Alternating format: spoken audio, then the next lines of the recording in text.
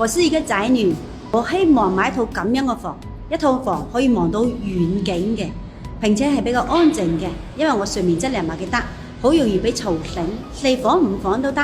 我希望呢又喺公園旁邊嘅房，呢個係一位粉絲朋友俾我嘅買房信息。好，我哋今日要欣賞一套咁樣嘅房。我哋而家睇到嘅咧係2梯4戶嘅設計，呢邊有2戶都136平方嘅5房4+1。入戶呢個門咧係交付就已經有噶啦。呢套房介紹嘅主要特點咧就係佢使用率比較高，右手邊呢一列可以做鞋櫃。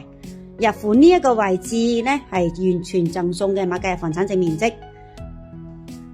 我哋再睇睇我哋嘅客廳嘅方位，嗱，整個面貌睇下先吓，餐客同寬嘅，擺咗個大圓台，10幾人食飯都冇問題嘅吓。再睇埋我哋嘅廚房，雙開門冰箱嘅位置，整體佈局比較正。再睇睇我哋嘅客廳，呢個咧係大人台，比較長。呢個人台嘅方位望過去咧，就啱好望我哋流運閣嘅位置嘅。呢個人台望出嚟咧，其實係未蚊望村公園。但係如果講上到18樓以上，基本上咧係可以直接超開呢個公園噶啦，可以望成個舊區嘅方位。好，我哋睇翻去房間嘅感覺哈。呢邊咧第一個睇到嘅咧係公共嘅廁所，公共廁所而家目前做咗乾濕分離嘅。呢個係大2嘅房，有衣櫃書台都有噶啦。第3個房咧就係都係衣櫃書台都擺滿。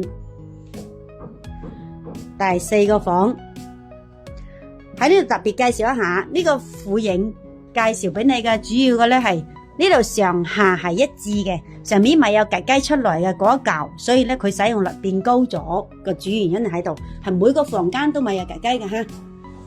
呢個係主人房，主人房個廁所又係做咗乾濕分離嘅。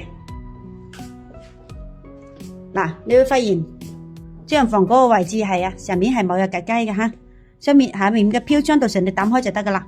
呢個主人房衣櫃書台都冇問題。主人房望出嚟個方位咧，啱好亦係望我哋個流雲閣嘅哈。好啦，房我哋就睇完啦。呢套房你中唔中意呢？歡迎喺評論區講講你對呢套房嘅睇法。我係麗麗，一個16年嘅房產人，我哋下期再見。